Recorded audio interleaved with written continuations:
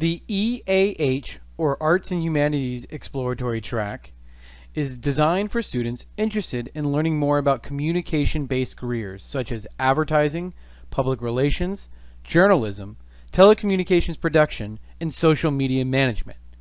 This track is also popular for students interested in learning how to use an English major to achieve high-paying jobs in the pre-med or pre-law track, content creation with employers like YouTube or Netflix, or technical writing jobs.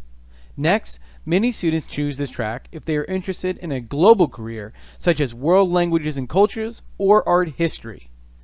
Students wanting to learn more about the accelerated master's program in architecture can use this track as the foundation for that program. Finally, this track is recommended for those awaiting entry into an art major based on an addition such as music, dance, or studio art.